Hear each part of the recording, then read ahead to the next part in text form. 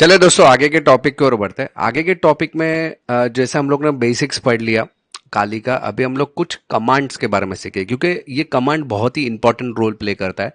अभी ग्राफिक से बहुत कम टेक्निकली काम होता है, ठीक है। हम लोग ज्यादातर जो काम करते हैं वो कमांड लाइन पे ज्यादा काम करते हैं। हालांकि ग्राफिक तो अभी भी बना हुआ है, पहले के जमाने में अगर आप लिनक्स यूज करते रहेंगे तो उसमें सारी की सारी चीजें कमांड लाइन के ऊपर ही होती है, ठीक है। तो कमांड को हम बोलते हैं टर्मिनल। कमांड लाइन मोड जो हम लोग अगर विंडोज में चलाते तो विंडोज में उसको हम बोलते थे सीएमडी। ओके, तो सीएमडी से हम लोग कमांड प्रॉम्प्ट मोड पे जा सकते थे। तो यहाँ पे उसको बोला जाता है टर्मिनल, यानी कि ये उसका कमांड लाइन लैंग्वेज है। ज्यादातर जो काम होगा, जैसे मैंने पहले भी बताया कि हमारा 99.999% जो काम होने वाला है ये कमांड लाइन पे ज्यादा होने वाला है। तो जैसे जैसे आप आगे पढ़ते जाओगे ना, तो कमांड आपको धीरे धीरे याद ऑटोमेटिकली रहेंगे। अभी इस वीडियो में मैं आपको कुछ बेसिक्स कमांड्स के बारे में बताऊंगा, ताकि काफी इंपॉर्टेंट कमांड से काफी क्या बोल सकते हैं, जरूरी कमांड से जो आपको मालूम होना जरूरी है। हो सके उतना ध्यान रखो, नहीं भी ध्यान रहा तो कोई टेंशन नहीं है। जैसे जैसे हम लोग आगे बढ़ते जाएंगे आपको कमांड समझ में आते लगेगा, ठीक है।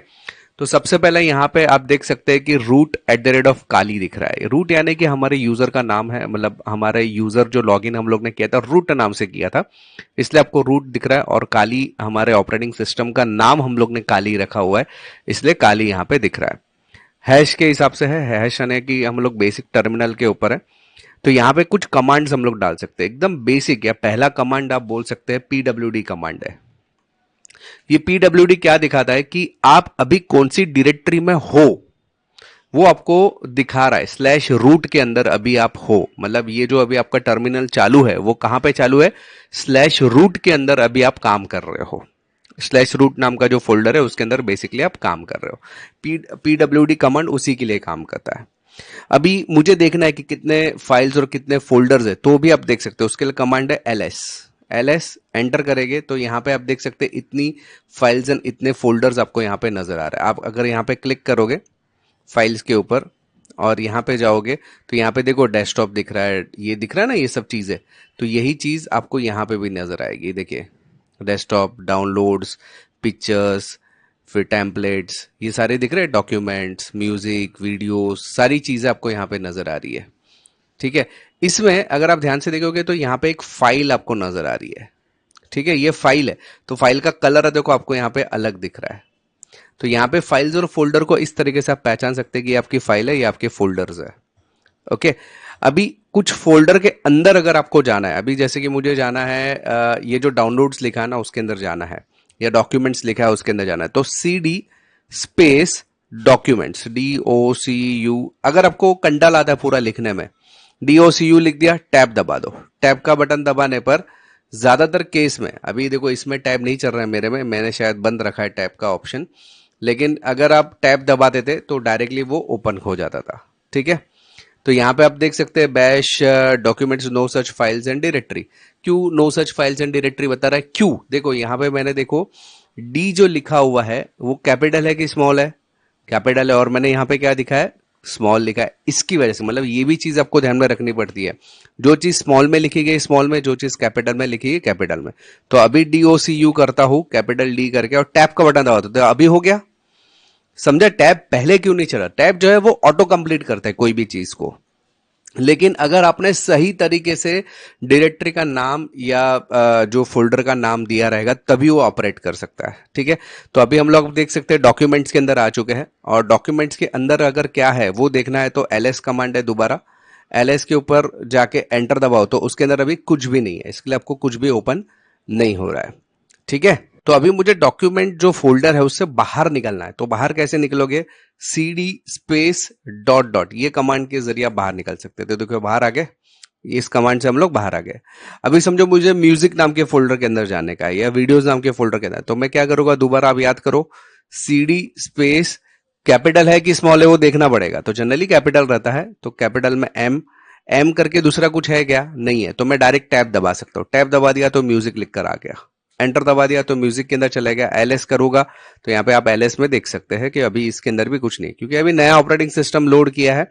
बाहर निकालने के लिए स्पीडी स्पेस डॉट, तो आप बाहर निकल गए। अगर ये पूरा भर गया स्क्रीन तो क्लियर कमांड करके उसको पूरा साफ कर सकते हो, तो स्क्रीन पूरा क्लियर हो जाएगा। ठीक है, इसके अलावा अगर मैं आपको बात करूं, एक कमांड है मैन, ये काफी इंपॉर्टेंट है, काफी ज्यादा काम में आने वाले कमांड है मैन। तो मैन किस चीज के लिए काम में आता है कि आपको कोई कमांड नहीं समझ में आ रहा है तो मैन स्पेस वो कमांड का नाम लिख लो। जैसे कि मैं समझो एग्जांपल में एलएस ही देता हूं, एंटर दबाया तो एलएस जो है वो क्या काम करता है वो आपको मैन कमांड दिखाई देगा। तो यहां पे आपको एक फाइल ओपन हो गया, इस फाइल में दिख रहा है एलएस जो है लिस्ट डायरेक्टरी कंटेंट, डायरेक्टरी के अंदर जो जो चीजें है उसको लिस्ट वाइज दिखाने का काम करेगा। ठीक है, इसके अंदर ऑप्शंस मतलब और भी तुम ऐड कर सकते, जैसे कि dash A dash small capital A, B है, ब्लॉक है, बी है, कैपिटल बी है, सी है, डी है, ये सारी चीजें जो रहता है ना वो एक्सटेंशन बोलते हैं उसको। ठीक है, तो इस एक्सटेंशन का भी यूज कर सकते हैं। जैसे कि अभी यहां पे मैं एक कमांड दिखाता हूं /l, तो /l जो use a long file format, okay, long listed format, ऐसा मुझे करना है। अच्छा, इससे बाहर कैसे निकलते हैं ये कमांड से, तो क्यू दबा के बाहर निकल, क्यू दबा के करोगे तो बाहर आ जाएगा ऑटोमेटिक। अभी जैसे कि वहां पे दिख रहा था एलएस स्पेस -l दबाओगे ना तो लिस्ट वाइज आपको हर चीज दिखाएगा।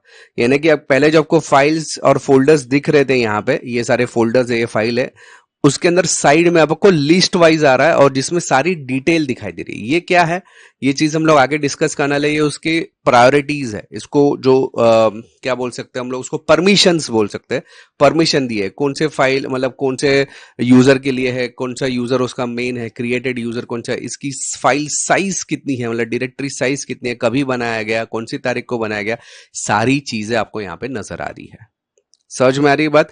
तो ये काफी इंपॉर्टेंट है। तो मतलब मैन कमांड से आप कोई भी चीज को समझ सकते हो। अभी जैसे कि और एक मैं एग्जांपल लेता हूं, मैन स्पेस क्लियर। क्लियर क्या हम लोग ने यूज किया था स्क्रीन को साफ करने के लिए, मैं उसको देखना चाहता हूं क्लियर क्या कमांड क्या करता है, तो मैन स्पेस क्लियर दबा दिया तो ये दिख रहा है क्लियर जो है, क्लियर द टर्मिनल स्क्रीन, ये टर्मिनल स्क्रीन है उसको क्लियर करने का काम करेगा। इसमें भी कुछ अगर एक्सटेंशन रहेगा तो देखो एक्सटेंशन का भी यहां पे दिखाई देगा, जितने एक्सटेंशन यूज होते रहेगा वही बताएगा। /v करूंगा तो क्या आएगा, /x करूंगा तो क्या होगा, ये सारी चीजें यहां पे दिख रही है। बाहर निकलने क्या था कमांड क्यू से आप बाहर निकल सकते हैं। ठीक है, फिर और एक ऑप्शन है आपका जो एरो मार्क रहता है ना कीबोर्ड के अंदर, अप डाउन का एरो रहता है, तो अप का बटन दबाने पर आपने जो पहले कमांड्स लिखे थे ना वो सारे के सारे यहां पे दिखाई देंगे। डाउन में वही चीज आपको नीचे की तरफ जाएगा। लास्ट जो कमांड था वो आपको दिखाई देगा मैन सेस क्लियर। ठीक है, मतलब कमांड आपको दोबारा लिखने की जरूरत नहीं, आपको खाली अभी समझो मैंने एलएस या क्लियर कर देता हूं, एंटर दबा दिया तो क्लियर हो गया। मैं पूरा कमांड नहीं लिखूं, मैं अप या डाउन के जरिए उसको मैनेज कर सकता हूं। तो ये एक बहुत ही बढ़िया है। दूसरा एक है इसके अंदर एप गेट, APT। अच्छा, मैं आपको पहले बता दूं इसका मतलब क्या होता है, मैन स्पेस APT-get। ये कमांड काय के लिए यूज होता है, तो ऐप मतलब पैकेज हैंडलिंग यूटिलिटी जो है, ऐप जो है एपीटी जो है उसका मतलब पैकेज हैंडलिंग यूटिलिटी है। और गेट का मतलब क्या होता है, यहाँ पे देखिए यहाँ पे उसका पूरा डिटेल बताया रहेगा। अपडेट करने के लिए इसमें मतलब क्या क्या ऑप्शन कर सकते हैं, अपडेट कर सकते हैं, अपग्रेड कर सकते हैं, डिस अपग्रेड कर सकते हैं, यहाँ पे इंस्टॉल कर सकते हैं, ऐसे काफी सारे कमांड इसके अंदर मैं यूज करता हूँ। री इंस्टॉल कर सकता हूँ, रिमूव कर सकता हूँ कोई भी पैकेजेस को। यानी कि ये मैं आपको शॉर्टकट में बताऊं, यहाँ पे पैकेजेस का मतलब क्या हो रहा है। यहाँ पे देखो स्टार्टिंग में क्या दिया, पैकेजेस हैंडलिंग यूटिलिटी। पैकेजेस का मतलब क्या है, जो सॉफ्टवेयर बोलते हैं ना एप्लीकेशन सॉफ्टवेयर, वो हम लोग इसके जरिए इंस्टॉल कर सकते हैं ऐप गेट से। क्यों करके बाहर निकल जाता हूं मैं आपको एक पहले तो मैं ये जो काली ऑपरेटिंग सिस्टम है उसको अपडेट करना चाहता हूं। तो अपडेट कैसे करेंगे, बहुत ही सिंपल है, APT-get स्पेस अपडेट। क्या हो जाएगा ना, मेरा जो काली ऑपरेटिंग सिस्टम जो मैंने इंस्टॉल किया है वो अपडेट करेगा ये। लेकिन हाँ, इसके लिए एक जानकारी होना जरूरी है कि आपका इंटरनेट चालू होना जरूरी है। अगर आपका इंटरनेट चालू नहीं है तो ये अपडेट नहीं हो पाएगा। तो यहाँ पे आप देख सकते हैं अभी 69% कुछ हो गया अपडेट। ये देखता है कि काली में जो जो चीजों की इंस्टॉलेशन या अपडेट करने की जरूरत है वो अपडेट कर देगा। तभी आप देख सकते हैं 95% जो है अपडेट हो चुका है। ठीक है, तो इसको होने देते, तब तक वीडियो को पॉज करते हो, बाद में वीडियो को आगे बढ़ाएंगे। तो यहाँ पे आप देख सकते हैं रीडिंग पैकेज लिस्ट डन, यानी कि यहाँ पे अपडेट हमारा हो चुका है। सिंपल। तो किस तरीके से अपडेट करना है देखा है आपने। अभी मैं मान लो कि कोई एक सॉफ्टवेयर इंस्टॉल करना चाहता हूं, मतलब मुझे एक सॉफ्टवेयर, इनका प्ले स्टोर रहता है, जैसे अपने मोबाइल में कैसा रहता है ना play store, Google play store, वैसे इनके स्टोर से मुझे कोई सॉफ्टवेयर डाउनलोड करके इंस्टॉल करना है मेरे इस पर्टिकुलर काली ऑपरेटिंग सिस्टम में, तो कैसे करेंगे? तो यहाँ पे कमांड है ऐप डैश गेट, उसको अंदर क्या करना है, इंस्टॉल करना है। और उस प्रोग्राम का नाम समझो, मैं एक प्रोग्राम लिखता हूँ निक्टो। ये सॉफ्टवेयर है, काफ़ी काम में आने वाला है आगे चल के आपको। तो मैं एक ऐसा करना चाहता हूँ, निक्टो का एंटर दबाता हूँ। तो अभी देखो ये रीड करेगा और उसको देखेगा आपके पास है क्या। रहेगा तो वो खाली अपडेट कर देगा, नहीं रहेगा तो उसको इंस्टॉल करेगा। पहले रीड करेगा, देखो डेटाबेस इज रीडिंग आ रहा है, कितना परसेंट रीड हुआ डेटाबेस। और एक बार डेटाबेस रीड हो गया तो उसको इंस्टॉल भी कर देगा। अगर ऑलरेडी इंस्टॉल है तो वो खाली देखेगा कोई अपडेट वगैरह है क्या, उसके अंदर अपडेट रहेगा तो अपडेट भी कर देगा। ठीक है, देखते हैं अभी ये पूरा कंप्लीट हो जाने देते हैं। अभी रीड कर रहा है डेटाबेस को, 95% हो चुका है। अभी देखिए यहाँ पे रीड हो चुका है। और जब भी इंस्टॉल करने की जरूरत रहेगी तो इंस्टॉलेशन का प्रोसेस भी कर रहा है वो। तो यहाँ पे आप देख सकते हैं कि इंस्टॉल हो गया। अगर मैं चेक करना चाहता हूँ कि इंस्टॉल हुआ है कि नहीं, तो मैं इसको मिनिमाइज करता हूँ। यहाँ पे मैनुअल्स मतलब एप्लीकेशंस में जाता हूँ और यहाँ पे लिखता हूँ निक्टो। तो देखो आ गया ना निक्टो, दिख रहा है, ये उसका एप्लीकेशन है जो कि मैंने अभी इंस्टॉल किया आप ही के सामने। ठीक है, सो इस तरीके से आप जो चाहे उसमें कर सकते हैं। तो अभी टर्मिनल हमारा चल रहा था, टर्मिनल पे हम लोग ने काफी सारी चीजों को समझने की कोशिश की। वैसे ही और एक टर्मिनल भी है जिसको हम बोलते हैं टर्मिनेटर। ये भी एक टर्मिनल का ही प्रकार है, लेकिन ये थोड़ा सा एडवांस वर्जन माना जाता है टर्मिनल का। समझो मैंने इसको क्लिक किया ना, तो टर्मिनल ये ओपन हो रहा है। सेम जैसा मेरा ये टर्मिनल था वैसे ही ये टर्मिनेटर का इस्तेमाल हम लोग कर, लेकिन इसमें कुछ खासियत है। सेम कमांड यहाँ पे भी चले, जैसे एलएस में करता हूँ, एलएस दबा के एंटर दे तो LS same command, same PWD करेंगे तो पीडब्ल्यू जैसा कमांड किया वैसा हम लोग इंस्टॉल करना चाहते हैं या अपडेट करना चाहते हैं, सारी चीजें यहाँ से कर सकते हैं। लेकिन इसके अंदर खासियत क्या है, अगर मेरे को 2-3 टर्मिनल, जैसे हम लोग ने कल देखा था वर्क स्पेस हम लोग एड अप करते थे ना, वर्क स्पेस ऑटोमेटिकली बढ़ता था, अलग अलग स्क्रीन हमें आती थी, वैसे टर्मिनल पे अगर करना है तो भी कर सकते हैं। जैसे कि यहाँ पे मैंने राइट क्लिक किया, स्प्लिट हॉरिजॉन्टल, तो देखो यहाँ पे दो दो टर्मिनल की स्क्रीन आ गई। मैं यहाँ पे भी समझो एलएस कमांड देता हूँ, यहाँ पे मैं दूसरा मेरा टर्मिनल है, दूसरा मैं समझो A P T dash gate update. ठीक है, ये अपडेट हो रहा है। वैसे और एक मैं समझो स्क्रीन लेना चाहता हूं तो यहाँ पे भी स्क्रीन ले सकते हैं। मतलब एक साथ में 2-3 स्क्रीन पे काम करना है तो ये एक टर्मिनेटर करके एक सॉफ्टवेयर है जिसको आप इंस्टॉल कर सकते हैं अगर आपके इसमें नहीं है तो वैसे काफी सारी चीजें जो है इसमें काम में आने वाली चीजें हैं। तो मेरे हिसाब से अभी आप क्या करो ना, पहले आप इतना देख के लो, ये जो मैंने कमांड्स दिखाया ना वो कमांड्स देख के लो। और इस वीडियो के नीचे मैं एक पीडीएफ फाइल दूंगा, इस पीडीएफ फाइल के अंदर सारे के सारे कमांड्स और उसकी डिटेल्स भी मैं डाल के रखूंगा। ठीक है, वो पीडीएफ फाइल जरूर देखना, मैं आपको दिखा भी देता हूं चाहिए तो। ये देखिए पीडीएफ फाइल रहेगी, इस पीडीएफ फाइल में आपको दो चीजें आपको नजर आएगी। तो इस पे क्लिक करेंगे तो सारे के सारे कमांड्स आपको नजर आएंगे। जैसे कि ऐड यूजर करने के लिए ये वाला कमांड है, आर आर का मतलब है प्रिंट मशीन आर्किटेक्चर है। फिर कैट कमांड है जो कि स्टैंडर्ड प्रिंट आउट करने के लिए काम करता है। सी एच डायरेक्टरी है, चेंज वर्किंग डायरेक्टरी बोलते हैं। फिर जो एल एस वगैरह जो हम लोग ने कमांड देखा, इको कमांड है, वो भी काफी इंपॉर्टेंट है। डिस्प्ले मैसेज ऑन स्क्रीन करके कर सकता है। हेड कमांड है, ग्रुप कमांड है, फ्री कमांड है। फिर जो एल एस कमांड दिख रहा है ना आपको, list information of the file दिखेगा। मैन कमांड हम लोग ने हेल्प मैनुअल करने के लिए करना करता है। फिर फोल्डर अगर आपको बनाए तो एम के डी आर कमांड है। तो ऐसे काफी सारे जो कमांड्स रहते हैं, सारे के सारे कमांड्स के यहाँ पे लिस्ट नजर आ रही है आपको। ठीक है, तो ऐसा पूरा मैंने आपको पीडीएफ में डाल के रखा है, वो देख लेना।